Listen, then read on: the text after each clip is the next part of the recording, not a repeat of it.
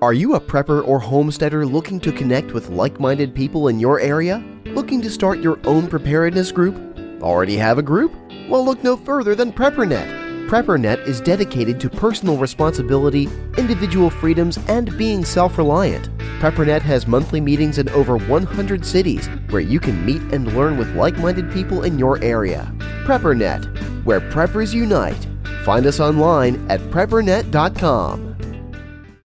Survive, thrive, stay alive. It's time to get prepared with the Prepping Academy podcast.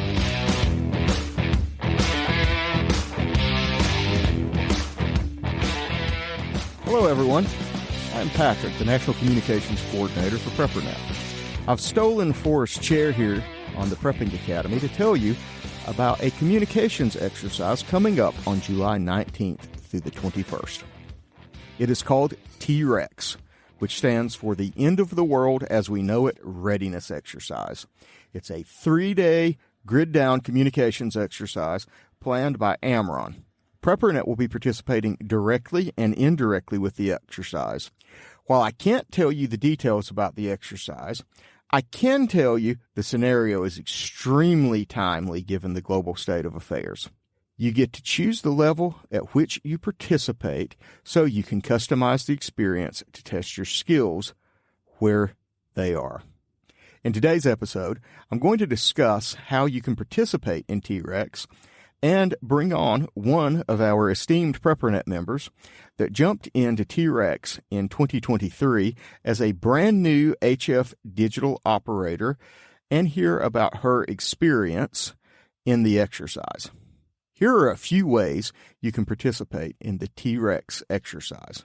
First up, you can participate on the Amron side of things by following along with the exercise, receiving information as the scenario progresses, or requesting to become a station that is assigned traffic to inject or add to the scenario. More details will be available at amron.com for those wishing to participate on that side of things. If you aren't up to speed or aren't ready to jump into the fray on the Amron side of things, PrepperNet will be having their own training running alongside the Amron exercise and more specifically targeted to the needs and goals of PrepperNet. If you want to participate in the PrepperNet side of the exercise, first, you can check into the PrepperNet HF digital nets that will be occurring regularly during the exercise. A modified net schedule will be posted on the PrepperNet site prior to the exercise. If you don't understand what any of that is, you can get on the PrepperNet.net site and visit the Ham Academy section and learn more about HF Digital Radio. By monitoring the exercise as it progresses, you can decide how you would respond to the developments if the exercise were a real scenario or real situation.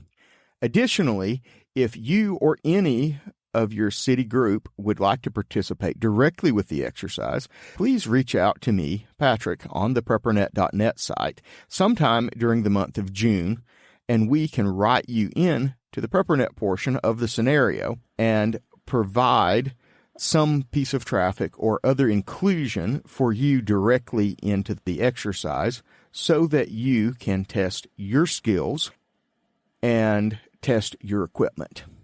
If you have a local group and would like to participate, T-REX is an excellent opportunity to practice sharing information that you have received from the national nets between local group members or by practicing communications in your neighborhood, a local park, or wider area such as your county, doing a radio scavenger hunt, or practicing any other skill that you identify and want to improve your group's capabilities. If your PrepperNet City group isn't participating, encourage them to.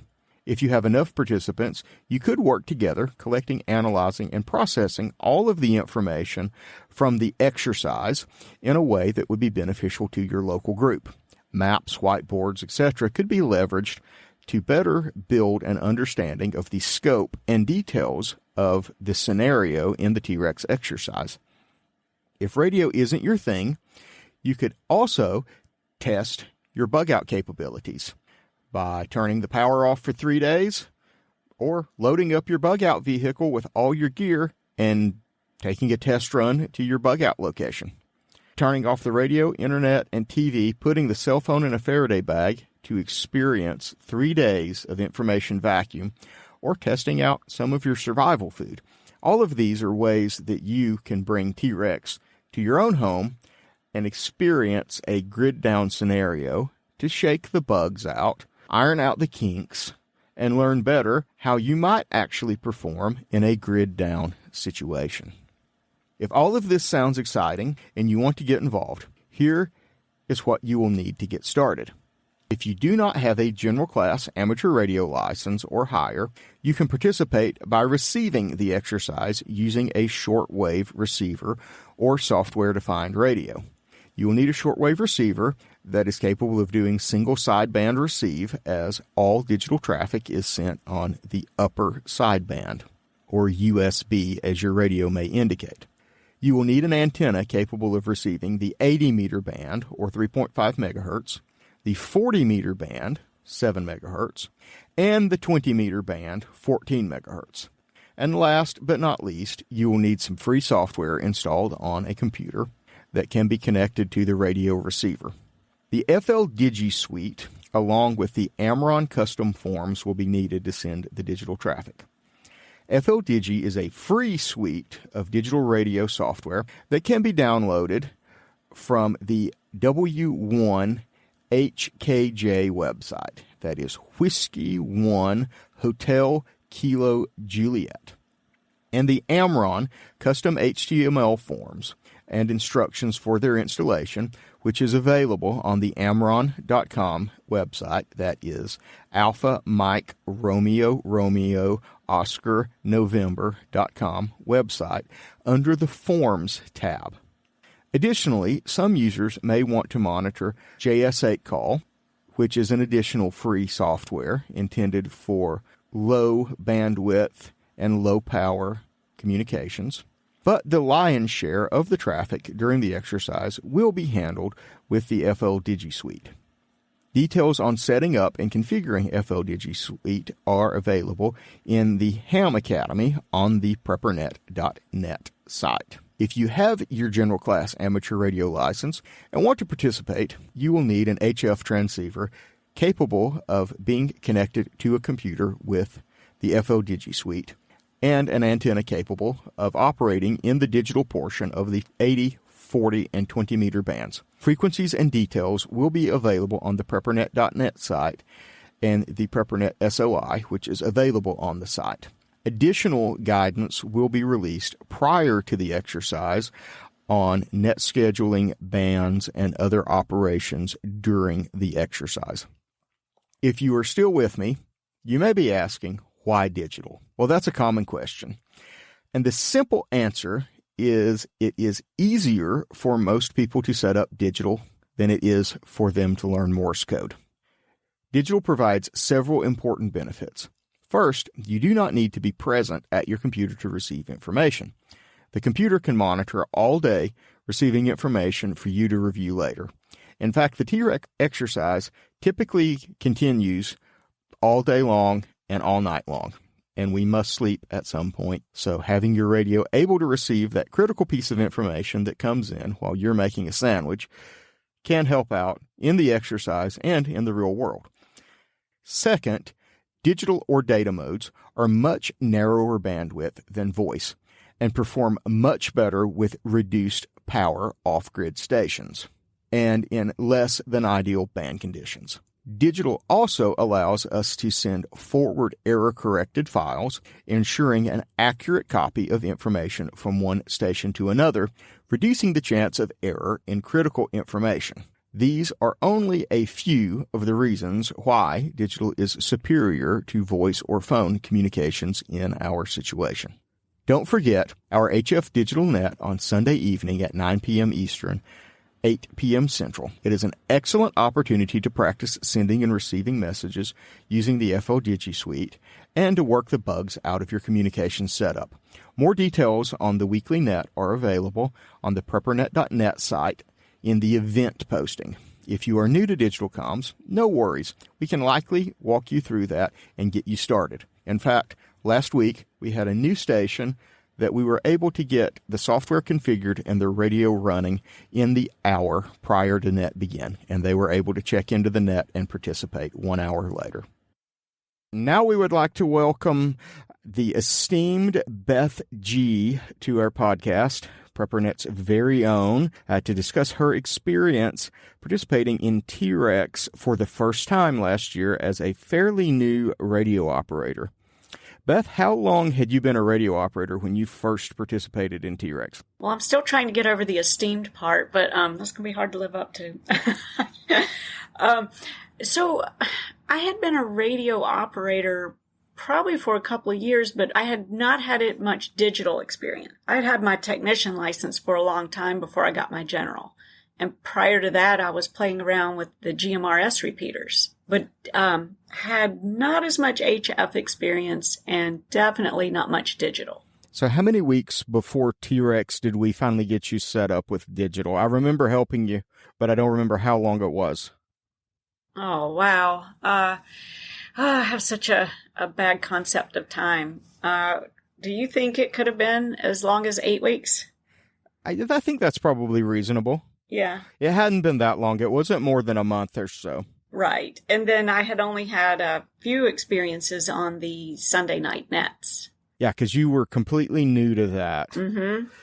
And you were new to FODigi. You hadn't used FODigi before, even with 2 meters or anything like that? No, I think had never heard of it. So it was all new to me. And same with like JSA call was new to me. Not that we use that in T-Rex, but the whole digital world was new. We used JSA a little in T-Rex, but the lion's share of the work is with FODigi. Mm-hmm. That was kind of a new experience. It was kind of exciting, I imagine, but it was also a new way of thinking. So what did you think about FODigi and T-Rex and the whole concept of digital data and forms? Well, I once I got introduced to digital, far and away love it better than voice. It solves so many problems where you can't hear, you can't understand what people are saying, it's noisy. So I was excited when I first got introduced to FLDigi, but then when you asked me to do T-Rex, I was very nervous because here was this other organization involved, Amron, and I had a lot of fears about what if I did it wrong? What if I named a file wrong? What if I didn't live up? Oh no, Patrick has asked me to do this and I'm going to let him down. So I had a lot of anxiety kind of going into it, but that turned into just, like you said, more excitement. And you asked, I don't know if I'm jumping ahead. No, you're doing great. And the inject traffic question was really next because you have the most difficult piece of traffic that was given to PrepperNet by Amron for T-Rex. It had several different people you had to interact with on the air and several pieces of different traffic that were associated. Could you tell me a little bit about how that went? What was it like? Yeah, absolutely. So when you first asked me about participating, I didn't realize it was going to have all those complexities, and I thought, and I knew it was a multi-day event, but I thought my piece was just going to be like one day, one time, inject traffic once. And when I got the scenario, it was really, really cool. So can I describe my piece of it just a little bit? Yes, please. It will be great for everybody to hear what it's like. Okay, yeah. So I got an instruction just telling me kind of the scenario of where I fit into the whole big puzzle. And me living in Charlotte, there was a plane headed from, I think, Alabama to Atlanta with a critical patient on board and a surgeon following him up a half hour later in another plane. Well, the plane never made it to Atlanta. Where did the plane go? I was, theoretically monitoring 2-meter nets and things like that, some of the Aries nets, and I picked up information from the Charlotte hospital that plane had taken an emergency landing in Charlotte, but the surgeon was still on the way to Atlanta. So we had to reconnect the surgeon with the patient, and time was critical because this patient was in such critical condition. And there were no types of comms available, no normal traditional comms. So it was all up to the radio operators. So when I read this description, I'm like, wow, this is really cool. But like you said, it involved a lot of interaction and multiple pieces of traffic being interjected and watching for responses. And another piece of it that made it hard is I was traveling that weekend. I don't know if you remember that. I do. That was not expected, but it was a really cool addition just to the whole situation because it was almost like a bug out. I know, right? And like I said, I didn't realize my traffic was going to be over the course of 2 days. And so then I'm telling you, Patrick, I have to leave because I'm expected at a family member's house. So it was like bugging out. And I packed up my radio, packed up my Jackery battery and hit the road with my antenna. And if I remember correctly, you were successful in getting traffic when that you arrived at the family member's house because we held anything that was directed to you until we saw you again.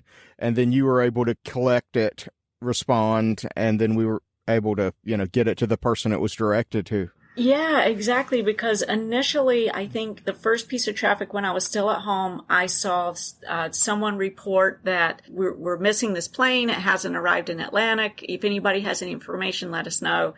And then I interjected traffic. My first piece that I put in was that, yes, I'm in communication with the Aries operator and we know he's at Charlotte. So I put that out there so that the people waiting on that traffic would then know where the plane was. And then we had to find Dr. Smith, the surgeon. So that took another piece of traffic. But by then I was on the road heading to my family member's house.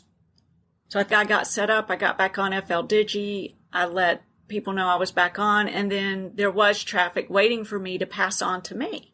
So I thought that was interesting. And I didn't know how all these pieces played together and how you look for traffic, how traffic finds you, because operators will work. I have one I printed out just to remember everything where I had, they were trying to reach me and one operator reached out to another operator and said, please help ensure that this message reaches me. And so somehow that worked and it did reach me. Hey, let's take a quick break. Are you a prepper or homesteader looking to connect with like-minded people in your area? Looking to start your own preparedness group? Already have a group? Well, look no further than PrepperNet. PrepperNet is dedicated to personal responsibility, individual freedoms, and being self-reliant. PrepperNet has monthly meetings in over 100 cities where you can meet and learn with like-minded people in your area. PrepperNet, where preppers unite. Find us online at PrepperNet.com. That's so cool. And that's one of the really cool things about testing our communications ability, working with other operators in an exercise like T-Rex, is it gives us the chance to see how, especially if somebody has to go on the move, somebody's leaving, somebody has a situation, other folks can look out for things and hold it for them and help make sure that that stuff gets where it's supposed to be. And that's part of the community of radio operators that you build. And if something happens, you really have that community to help out. Exactly. And as that was happening and I realized I was connecting with the other operators, kind of that little bit of fear I had of messing up or doing things wrong just kind of went away. The forms were easy to fill out. It was very well explained. Each line of the form, there's an explanation that says, this is what this means. So I did, maybe you held my hand a little bit on the first one, but after that, I gained my confidence on the whole thing. Getting the traffic filled out for the exercise in the exercise format takes just a little bit of paying attention, but it's not hard. So the next question I have on the list, was T-Rex what you expected? It was more interesting than I expected, but I also wasn't sure what my expectations were because I didn't even listen in on T-Rex in previous years, which I would highly encourage anyone, even with a receive-only kind of shortwave setup, is just to listen and watch the traffic. So because I had never done that, I wasn't sure what to expect. But what I loved about it is all the moving pieces. And my little piece was just one tiny piece of the big exercise. And I got to see it play into the larger exercise. And that was just, it kind of blew me away. It is such a good simulation of what a real-world national event might be like. We've never really had anything to compare it to, especially with the technology we have today. But it's a great simulation. With that, all of us have some great successes, some great failures. I had a Pi crash, completely burn. I had to rebuild the image in the middle of T-Rex a few years ago. So things happen. We learn about our gear. This past year, I had a power supply quit on my laptop. Had to come up with a workaround for that in the middle of the exercise. So what are some of your successes and failures during this one? What did you learn about your gear? Well, I learned that things do suck power a lot more than I thought they did, especially actually my laptop. And at that last year, I was using the Microsoft Surface Pro, and I was just a little surprised at how quickly that battery ran dead. I had my Jackery, but I was powering my radio off that. Had to recharge the Surface Pro, and then on the drive to my family member's house, I plugged the Jackery into my car lighter to get there. So I think I didn't understand power consumption as much, and I've tried to remedy that now over the last year, and I've got some different gear in place for that. Successes were, I would say, the whole exercise went off fine. I felt good at the end because I think JJS or someone had said, good job. And I was like, shoo. But just building my success is that I've built my confidence in the whole thing. That's great. And a number of operators did comment that they were really impressed with how well that you did just as a new person. And that confidence builder is a huge thing with doing this, and especially doing what you did. Taking gear, going to the field, not just staying at the home station. You say, hey, I've done this. So that's one less thing that I've got to worry about. If there is a real situation, it's not completely foreign. I'm not trying to figure out how to make my gear work. I kind of have that down, and I can depend on it while I'm worrying about all the other things that I haven't figured out yet. And the power thing, that's a huge thing that people underestimate. Being off-grid for communications is not hard, but a lot of people do underestimate, even not just communications, but charging batteries, running the refrigerator, doing all kinds of things, just how much power it takes. Because we're used to plugging into the wall, having an unlimited supply, and we don't think about it. Right. And I know you're used to having a persistent presence and keeping your radios on all the time. And that was new to me because I'm usually on a net and then shortly after turn my radio off. So I was a lot more clueless on that kind of power consumption. That's a huge thing, operating 24/7. Mm-hmm. It takes more power, but you also probably notice during T-Rex the amount of traffic, the amount of stuff that gets moved. And for people who are listening, that when I say traffic, I'm speaking of messages directed, welfare traffic, things associated with the scenario, not like being stuck in a traffic jam downtown. So not everybody gets that terminology. Right. Especially if you're not a radio person.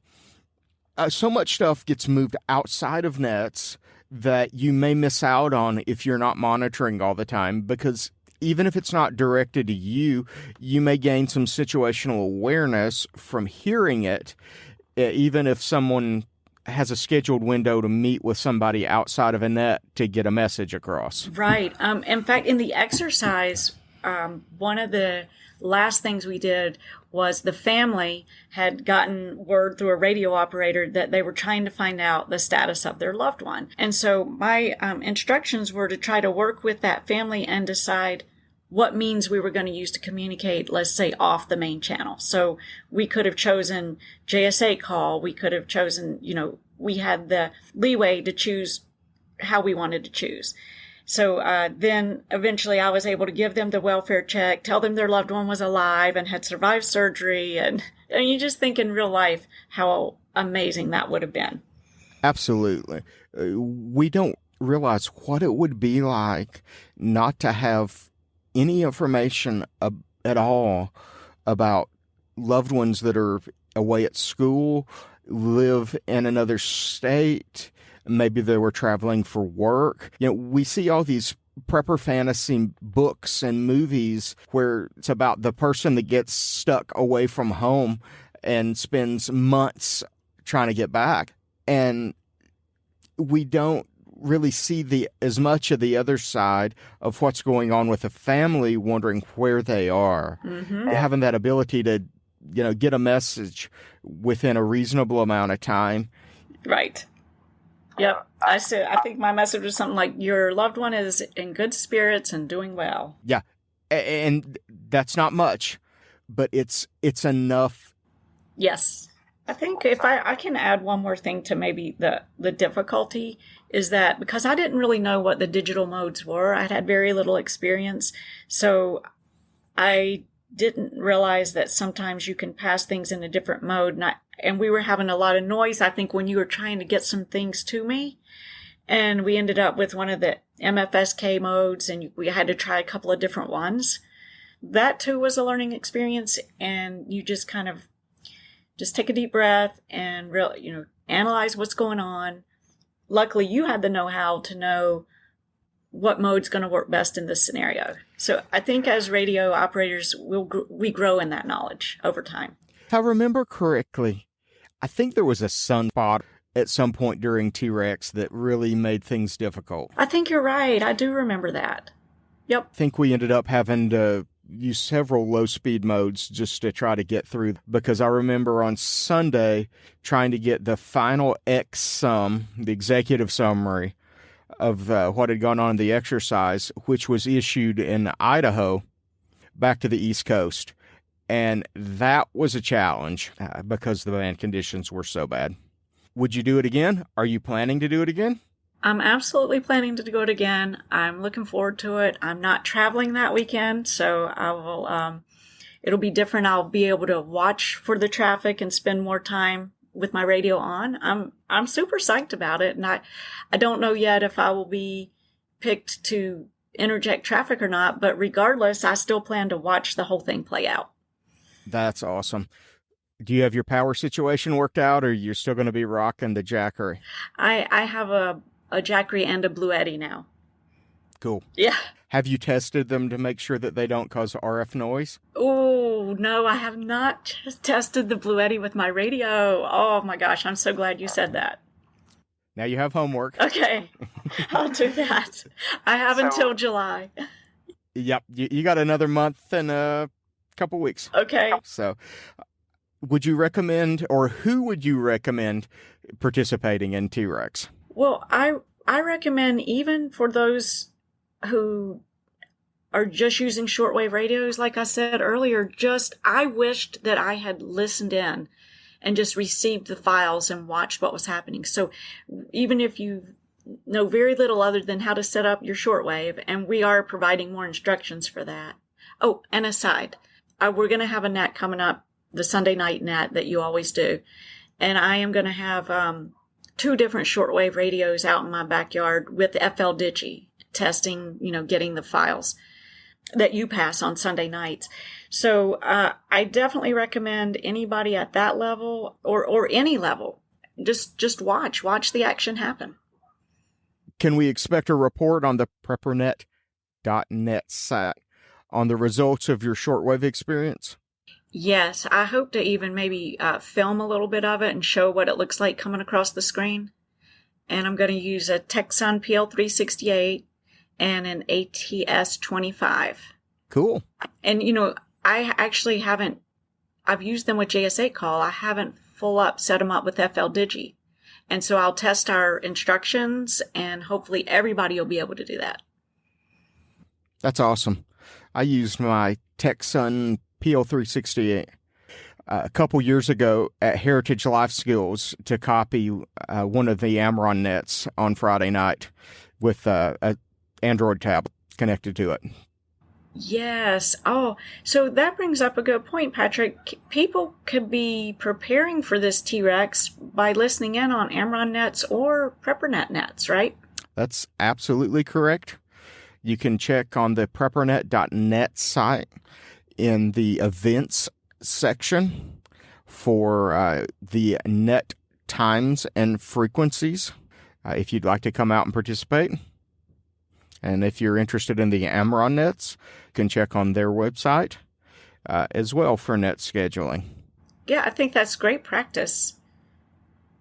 So you can do some of your learning curve before you even hit T-Rex.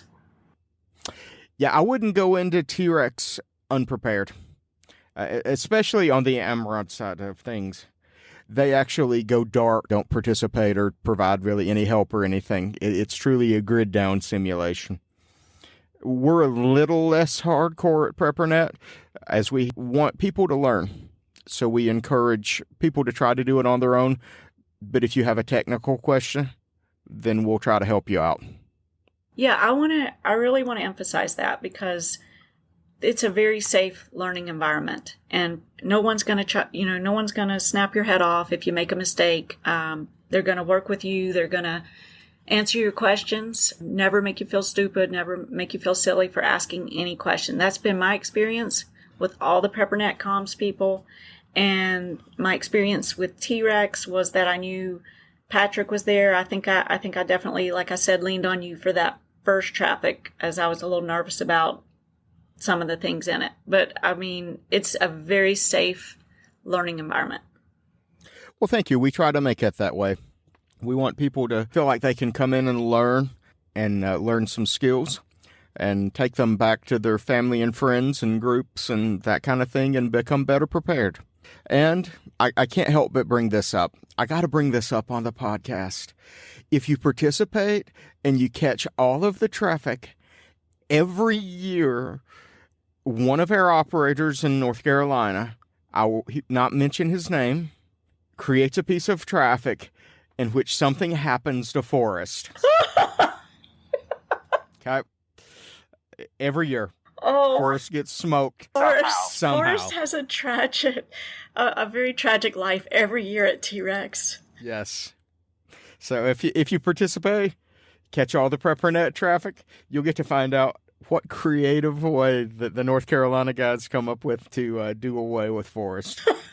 He's a good sport about it too. He is. Well, thank you, Beth, for giving me 25 minutes or so of your time to talk about T-Rex and your experience and all of that kind of thing. Do you have any final thoughts or anything that you want to give our audience before we shut it down for the day? I mean, I would just hope to encourage everybody to not only participate in T-Rex because you're going to learn and grow from it, but also just get more involved in PrepperNet comms. And especially after you get your general license, you can get on the Zello comms channel and you will grow exponentially in your knowledge. So don't be afraid, just jump in. Awesome. Well, with that said, we look forward to seeing you on the air, hopefully before T-Rex, if not, during T-Rex. Remember, you can find more information about PrepperNet comms at the PrepperNet.net site. If you want to learn more, you can check out the Ham Academy on PrepperNet.net. And if you have questions, there's plenty of us there willing to help. 7:30, and we will see you on the air. 73. Thanks for listening to the Prepping Academy podcast. Preppers Unite at www.preppingacademy.com.